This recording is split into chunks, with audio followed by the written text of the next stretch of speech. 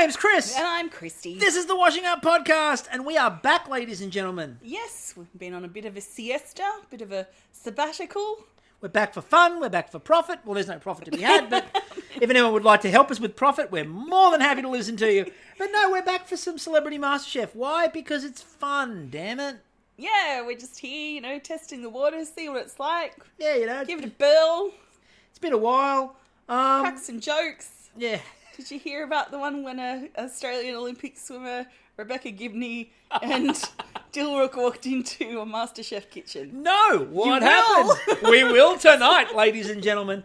Look, it's good to see all of our esteemed friend on Twitter back and tweeting. That is fantastic. Hello. It's good fun. Hello, everybody. We have missed you. Hello. We have missed you. Yeah. It is also good to see the Three Musketeers of the Kitchen return. Yes. Of course, we have the childlike wonder that is Andy. Yes, Uncle Andy is back. We have the Queen of Australian food, Melissa Leong. Yes. And we have the talented Mr. Ripley of Australian food, Barry. Barry Bourdain. Yeah, Barry Bourdain, ladies and gentlemen. Barry Jocks on Frillo. Very interesting how this has all come about, hasn't it? What a wonderful individual he might well be. Exactly. It's just a bit confusing. I mean, I'm sure we've all read that weekend article. I hope you all have, and if you haven't, please go and look it up. You'll get it. It's a fascinating read. I mean, look, I thought at one point tonight, for example, that his possible Italian heritage could have helped Colette Dinnigan when it came to risotto. But I mean, maybe he could be Italian, he could be Bulgarian. Who knows? Not me, that's Finnish. for sure. Who knows? Only Barry knows, and that's the important thing. And we will be calling him Barry. Yeah. And if you don't like it, Barry, feel free to say hi. So anyway, with that in mind, let's move into the show, shall we? We shall now. It was a star-studded event, there was the red carpet rolled out. I was just waiting for the Vespa to come up and start interviewing them as they came into the kitchen for the first time, asking them who they're wearing, what they've been eating. They are the questions the Vespa asks too. Look, one of these days the Vespa will become sentient, and it will, much like Transformers, take over the show. Yes, I just have to wonder now, is Colette Dinnigan, only wearing Colette Dinnigan? Can we get that confirmed? No, I like that she's wearing someone else. If you're a designer, Tajay. are you allowed to wear other designers' clothing? Or is that like being a footballer and wearing, I don't know... Another jersey, yeah. Another jersey. Yeah, you probably can't do that. Anyway, so the way I decided to do the run last night as they came in was... My decision was we weren't going to be talking about them based on the way that Channel 10 wants us to know them. No. Oh, no.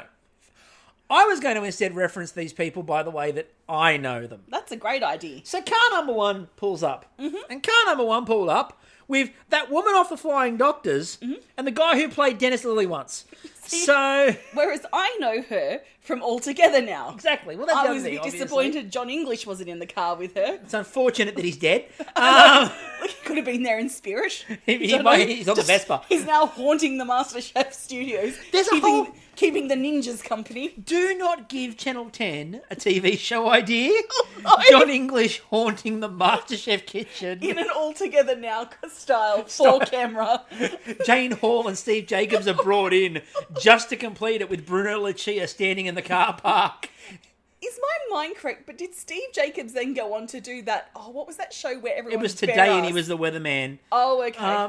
No, Chances. No, he wasn't on Chances. He wasn't on Chances. No, he wasn't on Chances. He was the weatherman on Today for forever. That's a bit different there, Kristie. Yeah, exactly. So that was car number one, and of course Rebecca Gibney. Again, I legitimately marked out when I saw Rebecca Gibney in a plane with Peter O'Brien, because it's been decades since I've thought of the name Peter O'Brien, and he pops up on screen. That's Peter O'Brien. I'm stunned. I remember that. But The Flying Doctors was one of those first big TV shows I ever remember watching. Oh, okay. Mine was A Country Practice. I never watched A Country Practice. We did watch Flying Doctors, though. I barely understood what was going on. Of course. Because I watched it all. Yeah. So, again, Matt, all these people are like, oh my God, my heart broke when he got killed. I'm like, never watched it. Never watched Asher Ketty. Oh, look, I watched a bit of it and I was like, oh, it's Dr. Patrick. Nice to see he's alive. But he's been off in La La Land, apparently. He's got a bigger... Did he go to the movies? He did. Dancing with Emma Stone. No. 2 for 1 choc tops, ladies and gentlemen. going to give you a nice, 250 grams from the lolly bar. Certain parts of Australia, that means something different. Anyway, car number 2 pulls up. And this is where I know these people from in car number 2. Okay. Australia's next top model. Yes, that's Colette Dinnigan. That's Colette Dinnigan. And high school. That would be Ian Thorpe. That'd be Thorpe. So yes, I did go to high school with Thorpe. Yet I'm not meaning at the same school. I mean the same classes. So now tell them what your main purpose in Thorpe's life was. Okay, so there were a couple of main purposes. There were 3 main purposes. The first one was I was a great armrest lining up outside of science because he has always been that tall. I've always been fairly short, and I was at perfect elbow-leaning height. And especially since he was up and training and like at the pool at 5 o'clock in the morning, he'd come to first period and he'd be exhausted, so he's leaning on me. The second job... So without you... He might not have got those gold medals, love. I'm telling you now, I'm on Team Thorpe because if he wins, it's the closest I'm ever coming to winning Masterchef. Secondly, he used to sit with us in computing studies, myself, him, and our friend Mitchell. Yep. And the 3 of us sat together. One of us would do the work because we had a teacher that didn't know anything about computers teaching computing studies. Okay. So we took turns teaching the class, the 3 of us. Oh, great. One of us would teach the class and do the work, and the other 2 would just sit there and talk and do whatever and make lists. He made a list of what happened, who he was going to take out when he conquered the world too. So I know the secrets. Did he teach WYSIWYG? I just want to No, it was Excel. It was all Excel. Really? Did he not even do what was that Commodore 64 game with the Olympiads? Like the summer games. No. Summer games. No. We had a couple of games hidden on the system. That wasn't one of them. We had SimCity hidden on the system. Oh, that was the best. Oh, SimCity was amazing. And Carmageddon was hidden on the school system too. Oh my god. It was buried in a back menu. Wow. So that was the second. The third was while we were in computing studies, just before he went to the World Championships in Perth at 15, I may have offered to manage him for 10% of the action. Now, gotta get you some of those pearl necklace dollars. It's going to surprise you. He said no. No way. Then he went over and won the World Championships, obviously, and Lindley Frame famously went, World Champion at 15. And Did you go around the school saying that to him? Please No, because he didn't bother, because after that he didn't come back because he was training. So what ended up happening was he was complaining that no one from school had sent any hero faxes. So I sent him a hero fax. First of all, I overused the word Anya far too much. Secondly, Thorpe. It was Anya Champion, Anya Thorpe. It was a whole thing. But far more importantly, I once again reiterated my offer to manage him for 10% of the action. Has he got you blocked on Twitter? Like, is that a thing? I don't know if he's got me blocked on Twitter, but he's never bothered to respond. So he's just blocked you in real life. Now you've been shunned. Just complete shunning. No, but look, he was always really awesome. He was always really awesome. Always a really good guy. He's very smart. He did his school certificate, by the way, on the plane back from the Pan Pacs from Brazil. What? Yeah, on the aircraft on the way back, he did his school certificate. Like, okay, that is a big feat, but you've only got that tiny little tray table. But to be fair, he also has big feet, so... yes, I have stood side by side and put my 2 feet together, and it's like one. The last Thorpe fact that we'll sort of... the last Thorpe fact that we'll go into before we decide to move on to everyone else in there, because, I mean, there are other people in there, apparently. Are there? No. Who knows? Who knows? So the last Thorpe fact I'll hit you with is that we did have a swimming carnival happen. Why do you bother at your school? Well, that was the thing. The ABC turned up to watch him because he was a star of the future. And there was one other kid, Robbie, his name was. Hi, Robbie, if you happen to listen. And Robbie used to be a comp swimmer, so Robbie used to go in there and swim against him. And there was one race where the ABC was there to interview him. So they did the race, and as they're coming down the pool, stroke for stroke, and they hit the wall together. And Robbie pops up and goes, I did it! I beat him! And then turned around. He had 2 laps to go. So by the time he finished, Thorpe was out and talking to the ABC on the grandstand.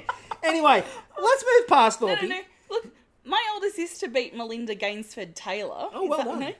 They were 11. And it was just the local school, get-togethers. So I am very firmly on Team Thorpe. Anyway, number 3. Yeah. I referred to as that guy I know from Have You Been Paying Attention? I think that's where we all know Dilrook from. Yes. Yep. And many failed AFL seasons. Nick Riewoldt. Now, again, whenever he's talking about winning an AFL at the moment, I keep chortling because St Kilda won nothing.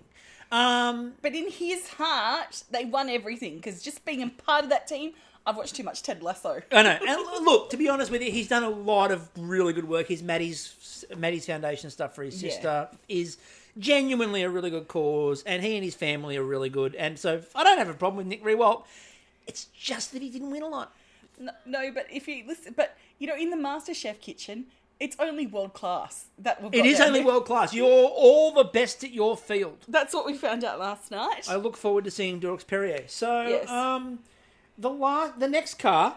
Rebecca Gibney giving Meryl Streep a masterclass. Oh yeah, I can't wait for that. The next car, I know them from being ripped off at Eurovision.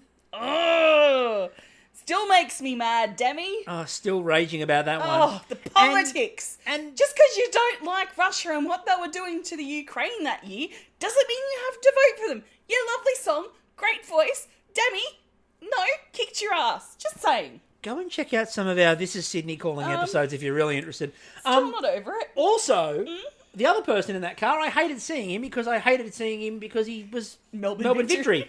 So, I mean, it's probably a good thing that Colin Barras is not there. Because if Colin Barras was there right now, just imagine, like Archie Thompson would have already won the show. Yes. Instead, we all get to laugh at the Because Colin Barras would go around headbutting all the other contestants. Instead, we all get to laugh at the idea, of course, of, Colin Barras going off at the side of a grand final, which Melbourne Victory lost, and, being removed by security. Great memories for everyone concerned there. Car 5. The last car. I know one of them from Instagram / TikTok. Yep. / the only way we're going to get Gordon involved. And the other person I know from Big Brother. And I don't care what you try to sell us about her being a Nova Drive Time host or a Nova Breakfast host. She's a fucking Big Brother contestant. Can I just say, when Kristie first came onto the scene in Big Brother, she was a woman of size with a fucking brain on Australian TV, which I just fucking adored. Like, it was the early 2000s. I was in my early 20s, and just to see a woman who I could identify with, in looks and brains, standing up for herself to some bozos on TV, to some guy who fucking didn't like incense. I mean, that's how you know he's a dickhead. Don't like Benag Champa? Well, fuck you, motherfucker. Kristie has very firm standards. Yeah. And, I was really excited when I saw her going on to different stuff, because I had her in the vein of, Judith Lucy and, Helen Razor and stuff. She did go into the 10 stable, and she did get paired up with Yumi Steins. And, look, she's forged a wonderful career, and I'm very happy for her. But she was edgy on Big Brother, and that's what I love. She's very much now in the speaking as a mother. She's in the Bill Bailey camp, as I refer to it, which is Bill Bailey's infamous, speaking as a mother bit, which is code for talking out of my ass. Yeah, and look, I'm an infertile woman, so I do get bitter about this stuff. But, there is a definite culture where we're talking about women in their role as a mother, where it's like, she's a fucking terrific talk show host. She's an intelligent woman. Get her to talk about something else. It's like Rebecca Gibney. Oh my God, don't get me fucking started. Here is, a Logie Award-winning Australian actress who's worked her butt off, forged a wonderful career, and yes, she's really only up against Noni Hazelhurst, what's her facey, help me out, from Animal Kingdom, Jackie Weaver. And, there's one other person I was thinking of. Anyway, there's only 4 of them that you could cast in any role that she would do. So she's really got it nailed, but she's still good at what she does. And she's a full-time worker and works long fucking hours to earn money to support her family. Yet on this show, what we're talking about is... Mother. Mother. Who cooks for you at home? Oh, your husband. Chris, you cook 99.99999% of the time in our household. I do, and speaking as a mother. And I mean, I am referred to by that occasionally, but, Yeah, it's a bit of a cult. Yeah. And there's no disrespect. I know that parents work hard. I know there's added boat pressures and stuff like that on you.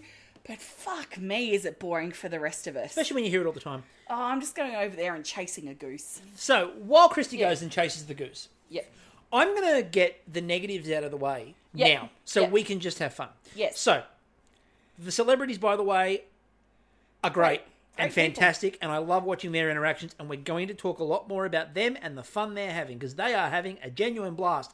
As Thorpe said, all we do is laugh and joke. By the way, it's episode 2. But there's a lot of long narrative stuff going on here with them talking about, all we do is this and this and this, and it's like episode 2. Yeah, but you've got to think about it, the context, right? They've been in COVID lockdowns, so this is probably the most social thing. 9 years worth. Now, obviously, the show was delayed a little bit from when it was going to be released, and the large reason for it being delayed was, let's face it, Barry. So, it's not going to be surprising that, for me, the thing that is the issue with this, I was talking to a few people about last night.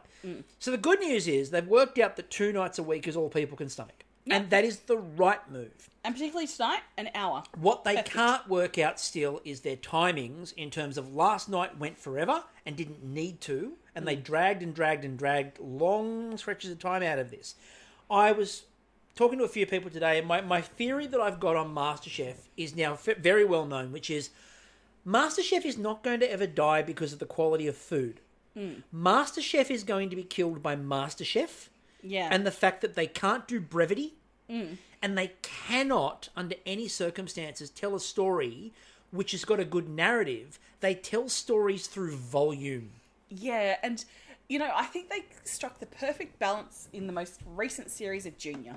Yeah. Like, that's where we've had the joy, we had the storytelling, the brevity, but still the food. Like, the food was still the main focus and people's passion for food.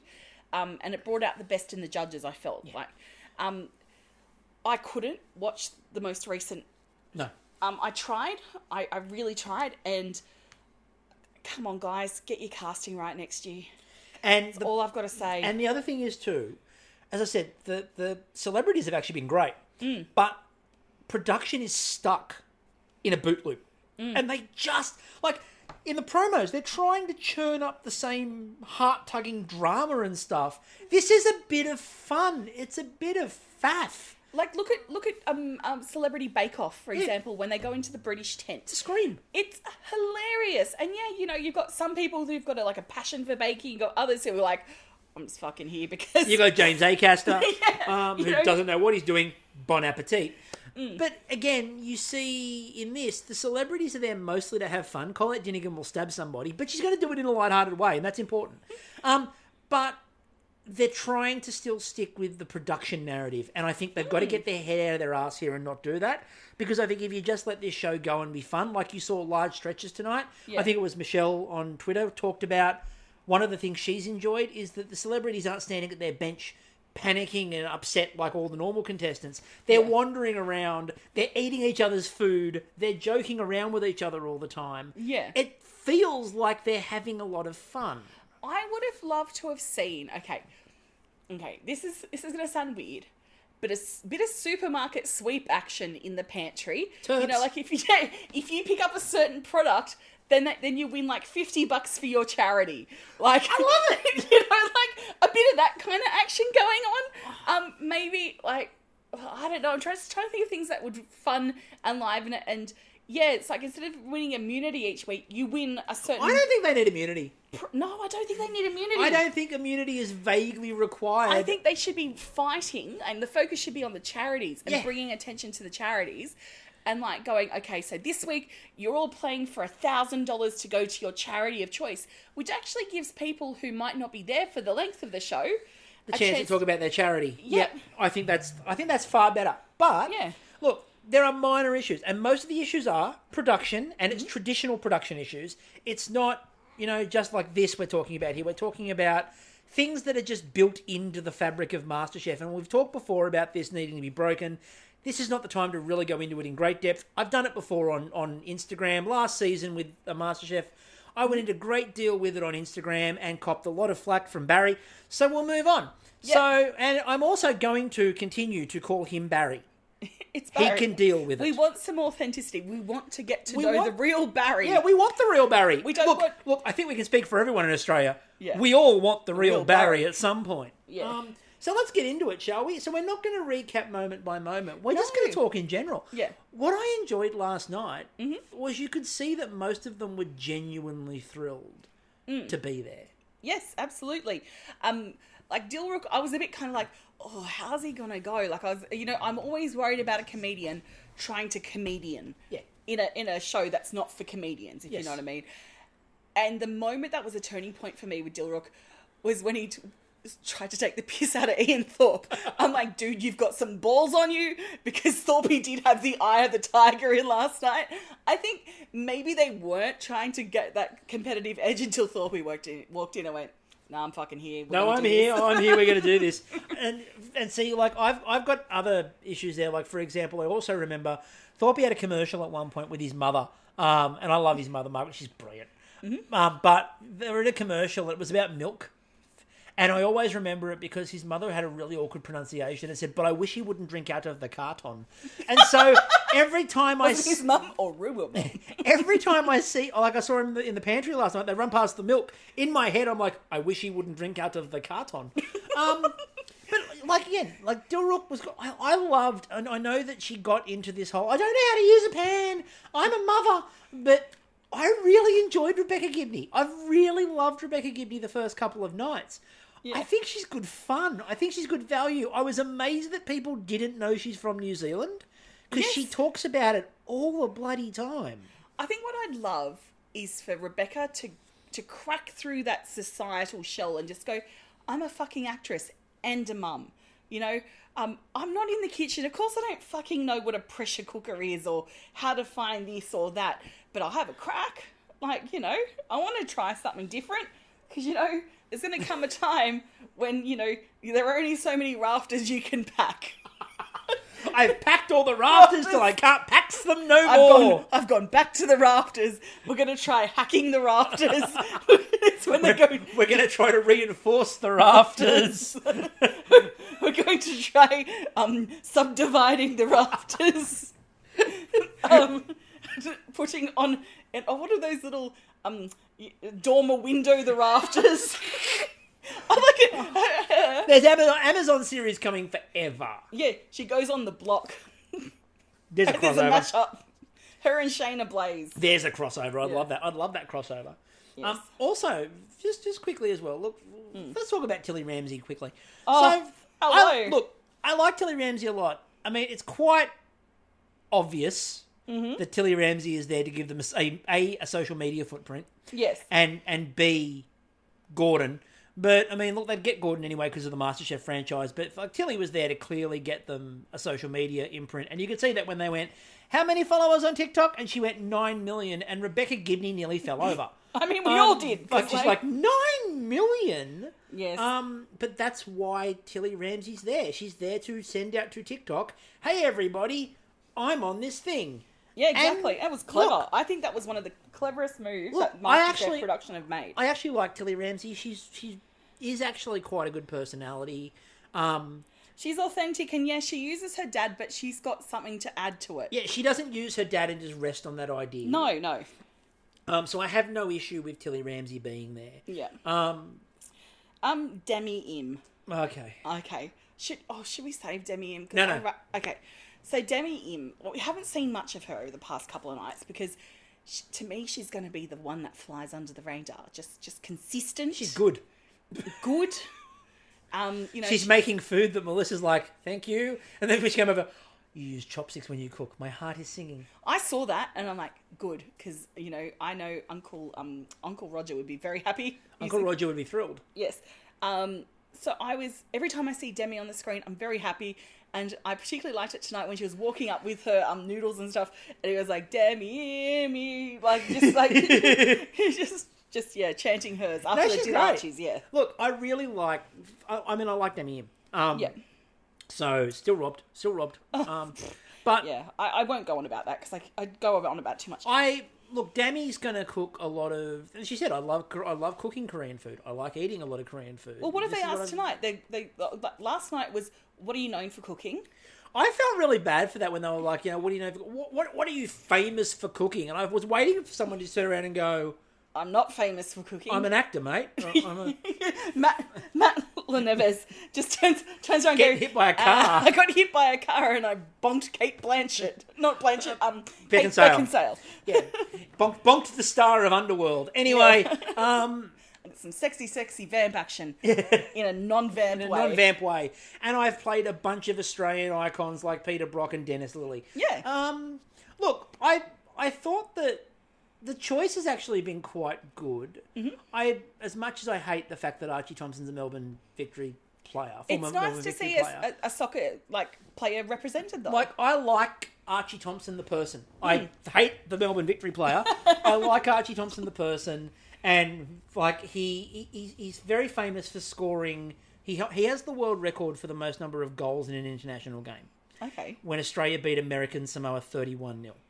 Now, should that really count though? it does, because it was an official FIFA sanctioned announcement. Oh wow! And he did Santos Salmonhead's World Cup fever. Okay. And I think he scored. I can't remember exactly the number. I'll have to look it up because it was a long time ago. But it was a double or a triple hat trick +1.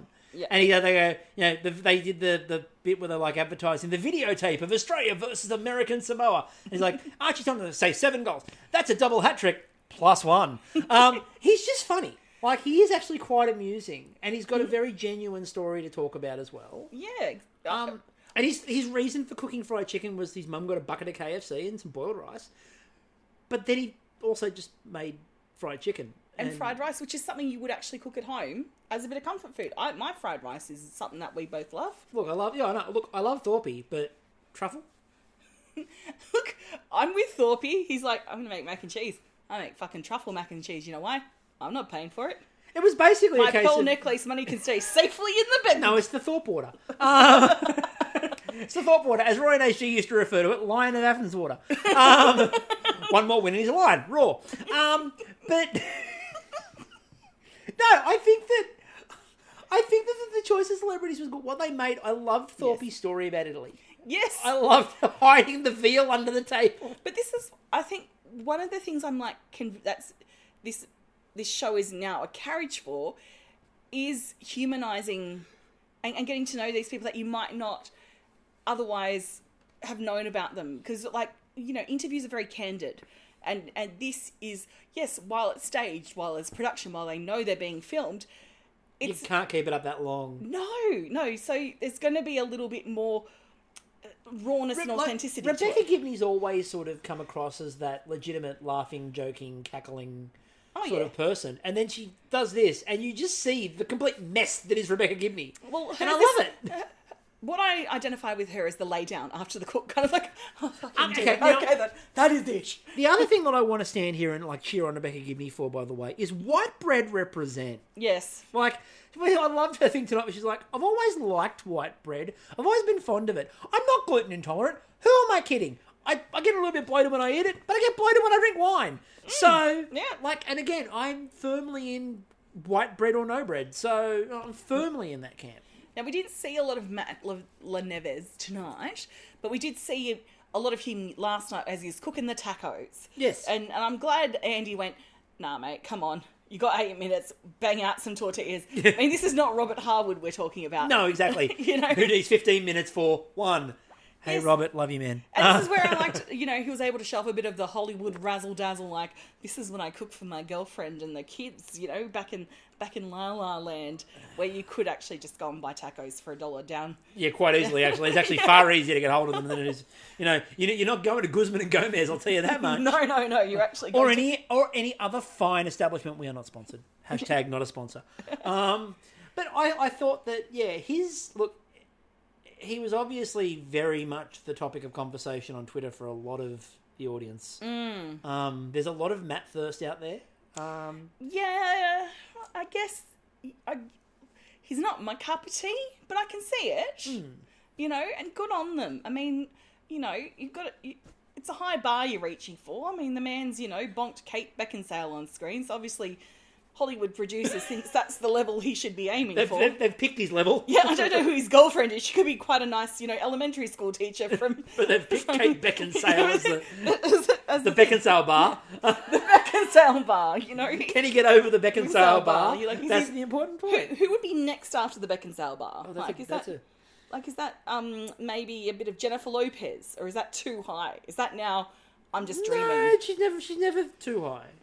Jennifer? No, she's never too high. We'll always maybe Jennifer Lawrence. Although Jennifer Lawrence has been paired with like Ryan Gosling and quite a number of like the... Anyway, let's not... She'd be half as lucky to bed Dennis Lilly, I'll tell you that much.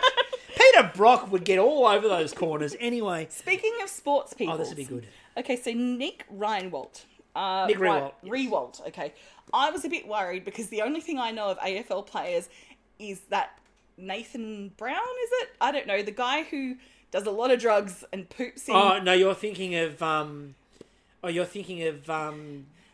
he poops in, like, pot Ben plants. Cousins. Ben Cousins. That's my reference.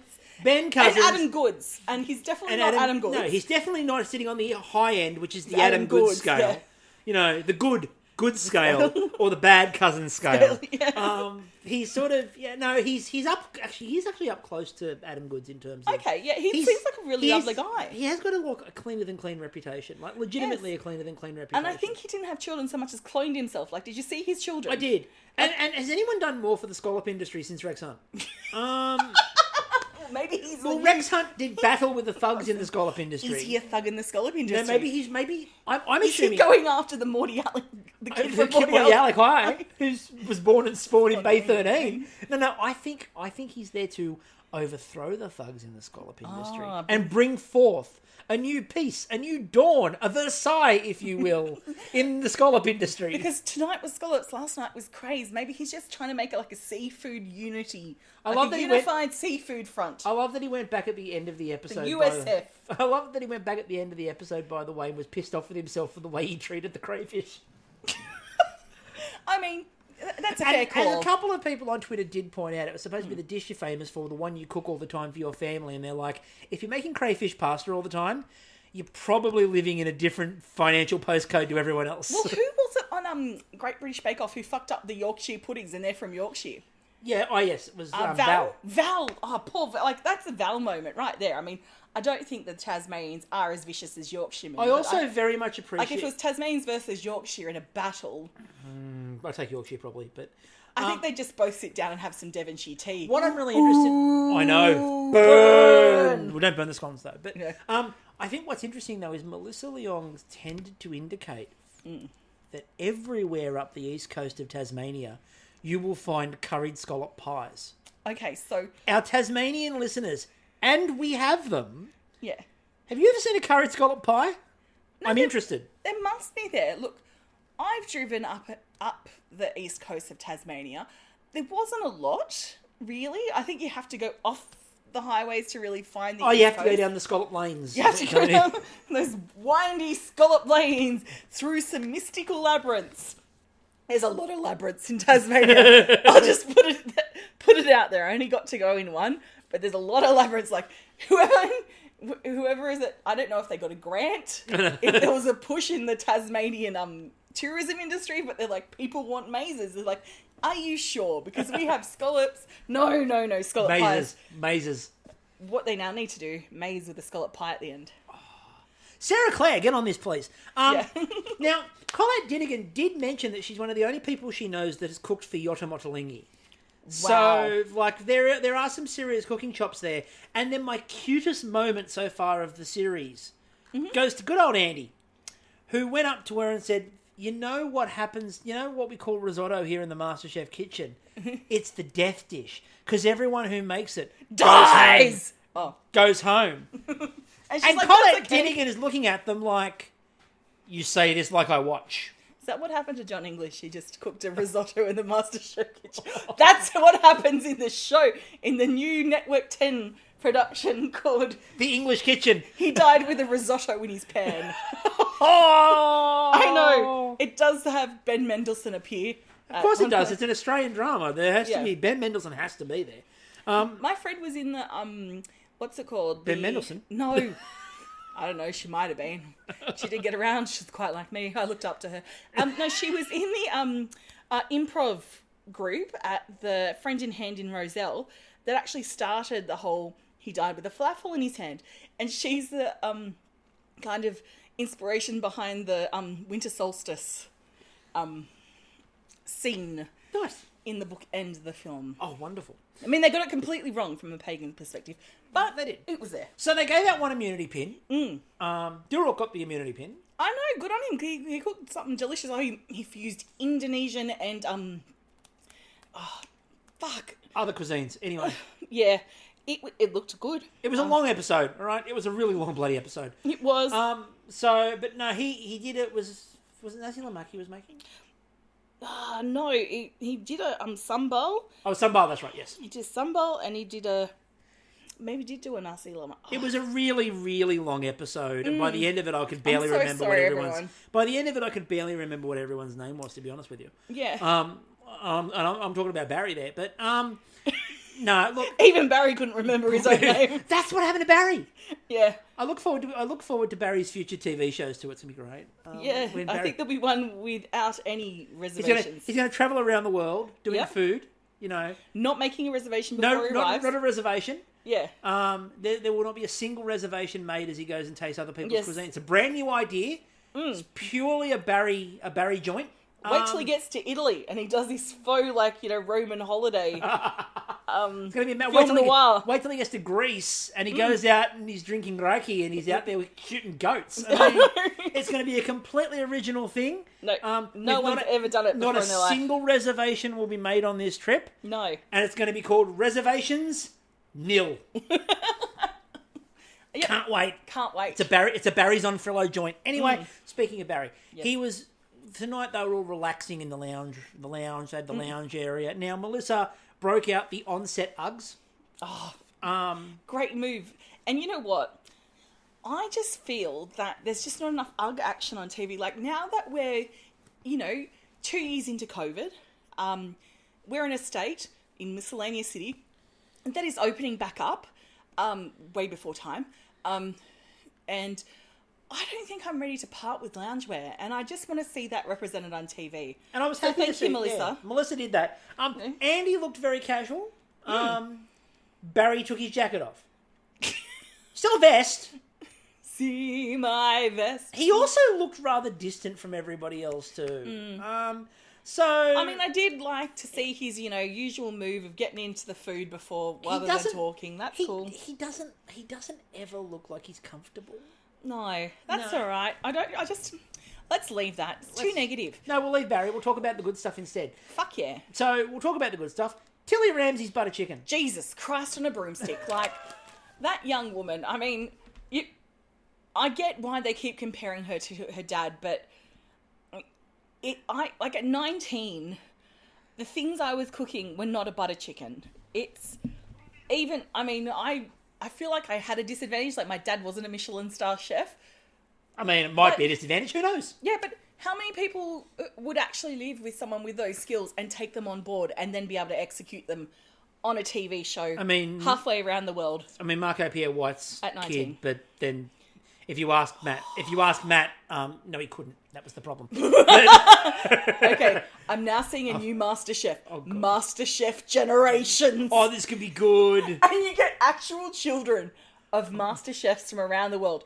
Marco Pierre White's child. You're probably looking at Mary Berry's granddaughter. I'm thinking.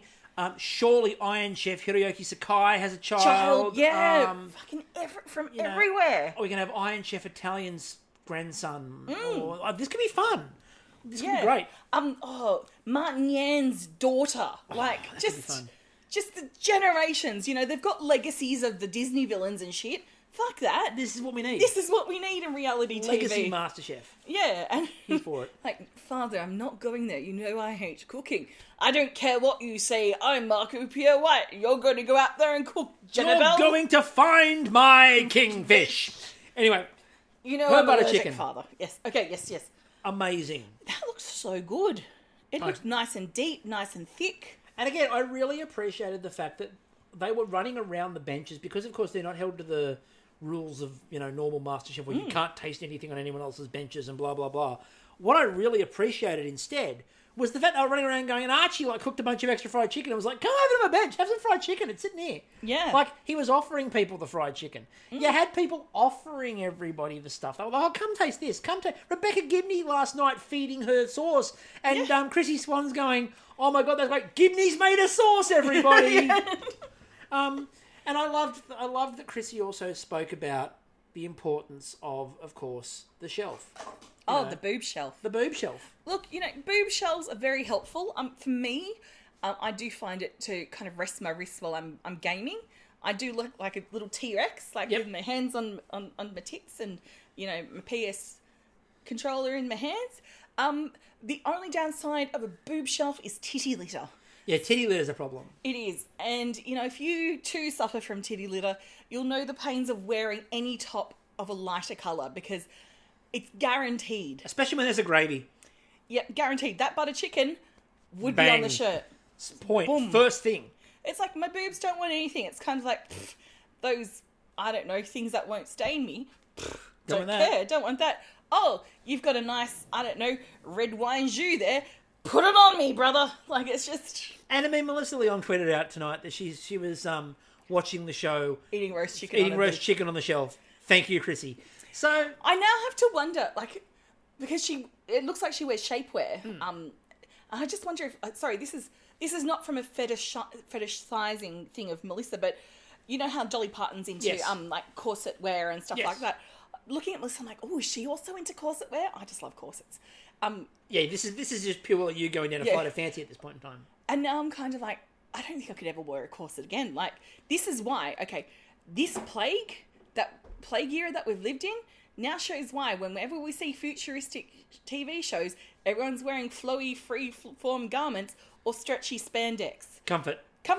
We're just here for comfort. Purely comfort. Yeah. So, I think that, look, there've been a few really good dishes, but, like, in terms of the show, it's literally like the food is completely secondary. Yeah. The importance of and I use the word importance incorrectly, but the importance of things like Celebrity MasterChef is it's fun. Yeah. It's good. They're enjoying themselves. You feel better for having watched it.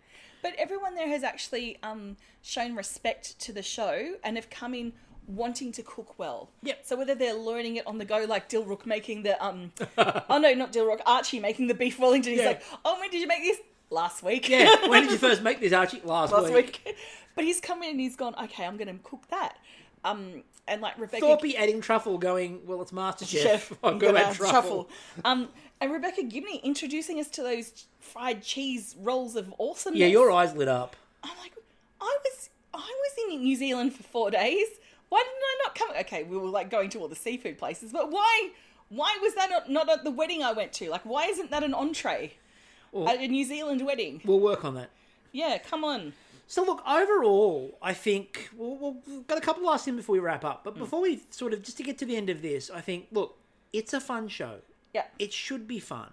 It should be treated as such. As long as they don't get into the Masterchefing it, we're great. We're fantastic. And I'm looking forward to sort of seeing how they all go down the line. Yeah. Should be really good. I want to take the ads off from being about who will win to... What are they going to make? What are they going to make? What are they going to do? Or who will win money for their charity? And I think that's what I want to see every week, not just at the end. Yeah. I feel that's kind of, this not disrespectful, but it's like everyone's putting in their time and effort to raise funds for that charity, and awareness isn't enough, particularly in these years. Like, I work for a non-profit organisation, and just knowing the hit our fundraising team has taken, any fundraising is so important at the moment. So, having a platform like MasterChef, talking more about the charities too, is something that I'd like to see, and I hope to see that over the next few weeks. Now, my follow-up thing, to sort of finish it off, we did sort of ask people, if you could cast anyone into Celebrity MasterChef, who would you pick? Now, we had a couple of really interesting sort of suggestions. Yeah. One of my favourites was Jessica Rowe, because she can't cook. And I did say that, well, she could always ask Pauline Hanson on the podcast to give us some fish and chip recipes. That would probably work. Yeah. Speaking of fish and chips, though, I know who my person would be. Who? Rex Hunt. Oh, Jesus Christ, okay. I want the kid from Morty Alec High School who was born and spawned in Bay 13, selling and eating Dixie ice creams, and through guts and determination ran out onto the great arena that was the MCG. And he's talking to you, Ferret. I want him in that kitchen. He could talk about that he's been all over the world. He could talk about meeting a guy with the address of the Netherlands. Dizzy stuff in that kitchen. Yeah, if we're going for Australians, oh, God. Do we want to put Asha Ketty in there so she can just look off camera and just give desperate monologues? You wouldn't know what was going on with Asha Ketty because she doesn't emote. Yeah, maybe Deborah... Mailman? Yeah, Deborah Mailman. She'd be a bit of fun. I I can't think of anyone at the moment. I'm so sorry, everyone. Emma Thompson is who? Oh, Jennifer fucking Saunders. There you go. Or Dawn French. That would be hilarious. That would be brilliant. I would love to see those two in there. I mean, we know that Dawn French has mentioned that she would really like to do Taskmaster. She'd be brilliant. You know. Jennifer, not so much. She's an introvert. But Dawn would be amazing. Yeah. No, I could definitely say that. I would like to, if you want to go down that route with Dawn, I want Lenny Henry. Oh. A man who played a chef. Yes, that's true. And who people often confuse with that, what's that cook, that does the dance? Yeah, with Ainsley Harriott. Ainsley Harriott. Yeah. They could sub in and out. Is that you, Lenny? Why, yes it is. Why are you dancing while you're adding the seasoning to it? I can't help myself. My hips don't lie. Those hips don't lie, man. Yeah. Lenny Henry had one of my first ever sort of... I was watching... It was one New Year's... And I was allowed to stay up, but I was younger. And SBS once played one of the Lenny Henry comedy specials. Yeah. And it's a stupid, simple joke, but it's one of the earliest ones of those sorts of jokes I remember. When it's Lenny Henry and he stands there and he gets the microphone, he's playing this preacher character, and he's like, "All right, everyone, hands in the air. Chocolate, chocolate, chocolate, chocolate." And then he turns around and he goes, "I'd like to thank you all, ladies and gentlemen, for joining me in a few bars of chocolate." And I'm just like... It's a terrible joke, Lenny, and I love it. Yeah. It's so bad, it's brilliant. It is. So I would love to see Lenny Henry in there. He could be amazing. Sports people. Who would you have there? Oh, God. Sports.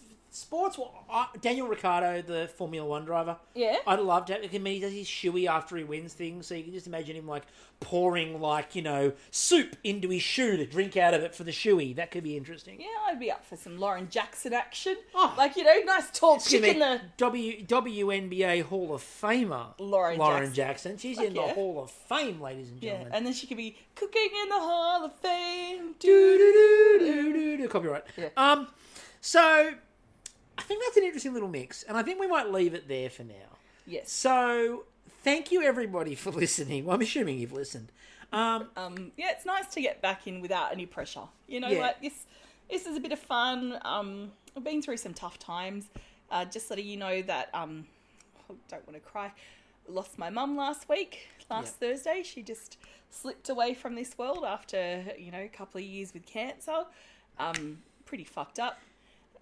As you could imagine, but she said to me, I said, "Mum, how will I know you're around?" She goes, "Laughter."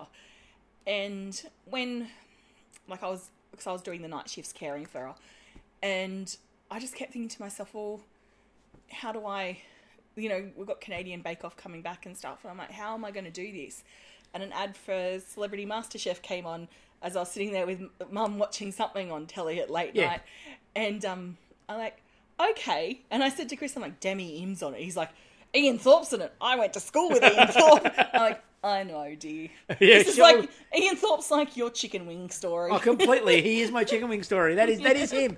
And again, thank you everyone. I know there were a lot of people during the last season of MasterChef who were reaching out to check in. So thank you very much for that. We really appreciate it. And again, it's good to sort of get back to what we do. It's good fun and we enjoy doing it. So until next time, I'm still Chris. And I'm still Kristie. And we will catch you all later. Gibney's made a sauce.